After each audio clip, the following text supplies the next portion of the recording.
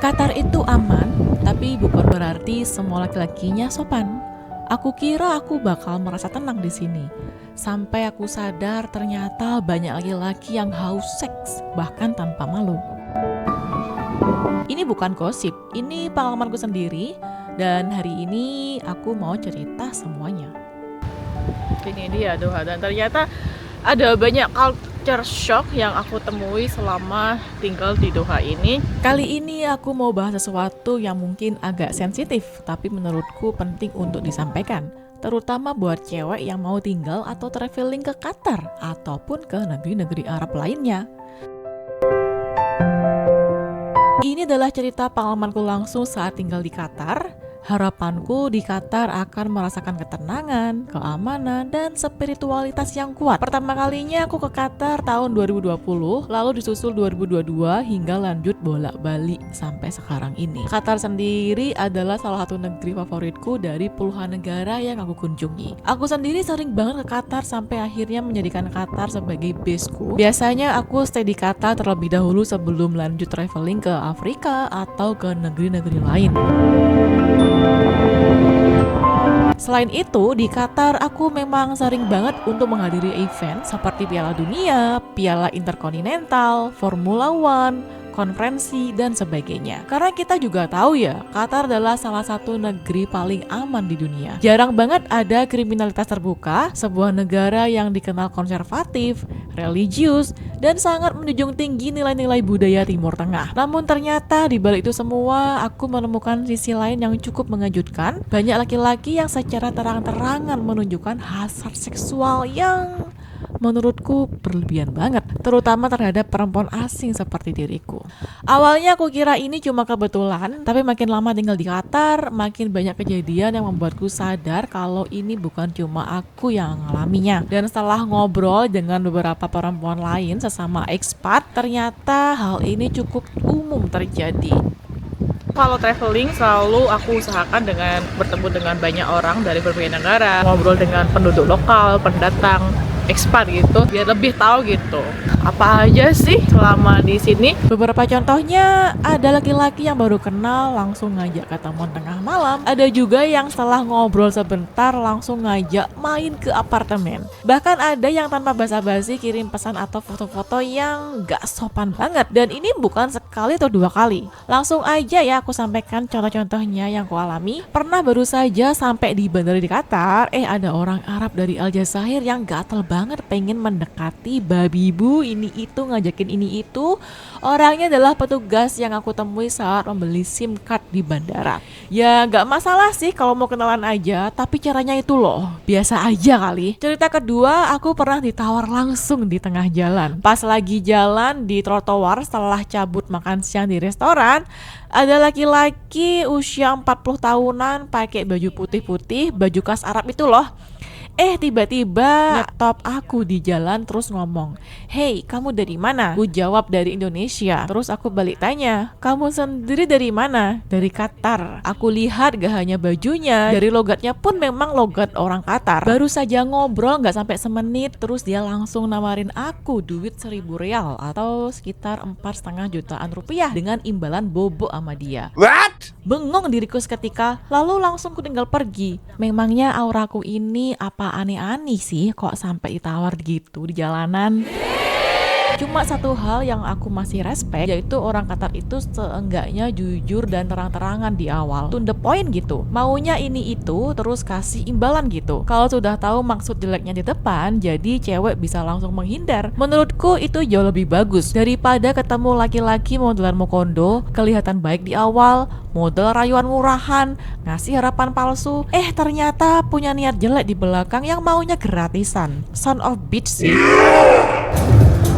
Cowok-cowok kere kayak gitu yang jadi ekspat di Qatar ada banyak yang dari Arab, kayak dari Sudan. Banyak banget yang otaknya selangkangan. Jadi aku lebih respect sama laki-laki Qatar yang langsung to the point dan mau ngasih duit. Pas lah buat cibi-cibi yang mau cari sugar daddy. Cerita ketiga, lagi-lagi setelah selesai makan siang dari restoran. Aku pernah diikuti oleh cowok Somalia, terus ngajak kenalan. Selang ngobrol beberapa saat, dia ngajaknya ketemuan tengah malam. Ternyata si bajak Somalia di Qatar juga gak kalah mesum. Cerita keempat adalah ketemu cowok Sudan yang aku kenal saat mengikuti konferensi di Doha, Qatar. Baru kenal beberapa hari saat mengikuti konferensi, dia udah ngajakin check-in. Terus terang-terangan mau nyobain ese-ese sama cewek Asia. Maunya gratisan pula. Parahnya aku baru tahu ternyata dia itu suami orang. Dasar cowok Sudan otak selangkangan kau. Gak hanya itu, menurutku cowok Arab Sudan itu salah satu spesies paling mesum di dunia dengan dibaluti oleh sifat inosen dan kedok agamanya. Karena gak cuma cowok Sudan itu aja, cowok-cowok Sudan yang lain yang pernah ngedeketin aku rata-rata juga gak sopan dan agresif banget. Baru kenal udah terang-terangan ngajak ese-ese. Ada yang ngirimin foto dan video telanjang pula. Terus gak tahu diri, udah kere, miskin, jorok banget pula. Gak di Sudan, gak di Qatar, hidupnya susah, tapi isi kepalanya mesum banget. Gak heran kenapa di Sudan sendiri perang terus sampai sekarang. Laki-lakinya banyak otak selangkangan dan hyper. Cerita kelima yaitu diajak kenalan saat aku sedang ngajuin visa di kedutaan Senegal. Dia adalah orang Senegal yang menjabat sebagai kepala konsuler di kedutaan Senegal di Doha. Tiba-tiba nelpon. Dia tahu nomor aku ya dari form visa aku. Terus ngajak ketemuan di rumahnya malam hari. Lalu kutolak dan bilang, di Doha kan banyak kafe, kenapa harus ketemu di apartemen? Terus kami sepakat ketemuan di kafe, ngobrol ini itu, habis itu ujung-ujungnya dia ngajakin check-in. Terus nawarin untuk nginep di apartemennya biar aku nggak bayar sewa apartemen di Doha. Gak nyangkanya dari obrolan itu, dia pun bilang, bangunku selalu pagi-pagi jam 5 untuk sholat subuh. coba ya kalau aku nggak butuh visa, bakalan ku bilang dasar STMJ ya kau, sholat taat, mesum pun jalan, anjir. Cerita keenam, aduh bener-bener capek banget dan nguras emosi sih.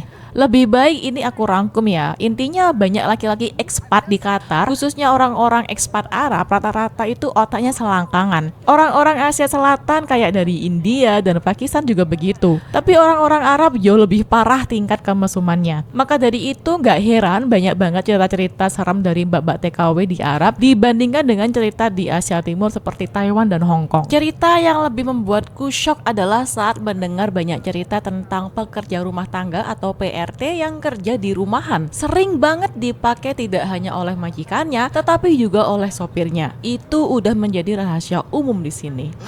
Jujur aja, laki-lakinya terasa seperti orang yang haus seks, bukan sekadar ngobrol, tapi langsung ke arah yang gak sopan, vulgar, dan mengarah ke hubungan fisik. Mengutip pernyataan Gus Gembul, aku sepakat sih dengan pernyataan beliau. Orang-orang Arab itu adalah orang yang libido seksualnya sangat tinggi. Orang-orang Arab itu adalah orang yang sangat suka berzina. Cuman karena mereka itu adalah orang Islam, maka mereka tuh harus berpikir bagaimana caranya agar mereka tidak melanggar agama.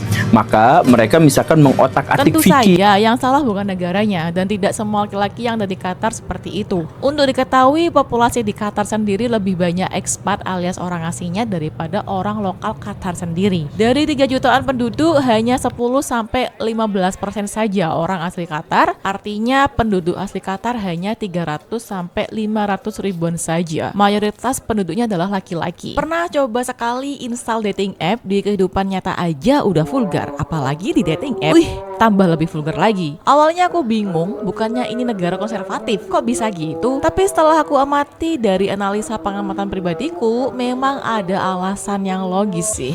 Faktor pertama, rasio antara pria dan wanita di Qatar nggak seimbang. Jumlah laki-laki jauh lebih banyak karena banyaknya pekerja migran yang datang tanpa bawa keluarga. Rasio perbandingan cowok dan cewek kurang lebih 75% banding 25%. Yang berarti ada 1 cewek di setiap 3 cowok. Mayoritas cowok-cowok asing yang datang ke Qatar itu kerja sendirian, udah berkeluarga, terus anak istrinya itu nggak diajak. Aku nyaksiin sendiri itu. Misalnya punya kenalan orang-orang Asia Selatan, orang-orang Arab atau dari Afrika, mereka kerja dan tinggal sendirian di Qatar, terus anak istrinya ditinggal di negerinya masing-masing cuma nungguin transferan duit. Bentar, laki-laki Eropa juga banyak yang jadi ekspat di Timur Tengah, tapi nggak selancang itu juga. Dari situ aku jadi merasa ngeri ya, di mana-mana laki-laki yang jauh dari istrinya 99% pada selingkuh semua. kondisi di Souq Waqif di Doha kalau hari Jumat itu selalu rame banget gitu di sini, penuh sama orang-orang karena hari Jumat itu adalah hari weekend di sini. Faktor kedua, sebagai negeri Islam dan konservatif, hukum atau aturan di Qatar itu sangat ketat. Itulah yang justru bikin banyak orang yang menahan hasratnya dan akhirnya mencari pelampiasan secara diam-diam. Faktor ketiga, di negeri-negeri Arab itu dipandang gak umum kalau ada cewek yang jalan-jalan apalagi traveling sendirian. Sehingga di sini muncullah stigma atau asumsi kalau perempuan asing yang bebas itu bisa dipakai. Jadinya mereka merasa berani dan bersikap kurang ajar terhadap cewek asing. Faktor keempat, entah ini masuk akal atau enggak, katanya sih dipengaruhi oleh pengaruh cuaca gurun yang ekstrim hingga mengakibatkan nafsunya semakin lebih tinggi. Tapi dari pengamatanku memang nafsu laki-laki Arab lebih membabi buta dibandingkan dengan laki-laki dari negeri lain. Yang lebih menyedihkan lagi, kadang mereka menggunakan kedok agama atau status sosial untuk mendekati perempuan, ngasih harapan palsu, janjiin nikah, terus banyak yang seolah-olah so alim religius banget gitu di depan umum, tapi di balik layar, na'udzubillah. Sayangnya sebagai cewek kalau terlalu ramah kadang malah dianggap ngasih harapan. Buat kalian cowok-cowok, aku harap kalian juga bisa mengubah pandangan ya. Hormatilah perempuan. Sekarang balik aja, kalau ibumu atau adik atau kakak perempuanmu dilecehkan pasti nggak terima juga kan. Sekali lagi aku harus tekankan, tidak semua laki-laki di Qatar atau Arab seperti itu. Banyak yang baik, sopan, dan menghargai perempuan. Tidak semuanya loh ya. Aku tahu di setiap negara ada yang baik dan ada yang jahat. Tapi tingkat kehausan seks di sini levelnya udah di atas rata-rata. Kebangetan.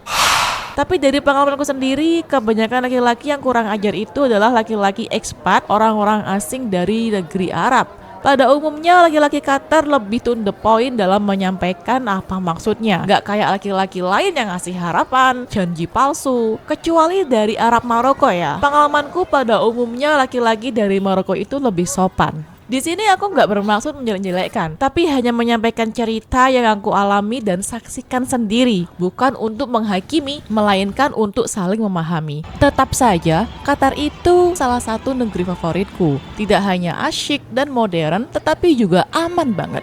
Keluar jam berapapun, jam 2 pagi, jalan sendirian, nggak ada masalah. Terima kasih udah nonton dan mendengar.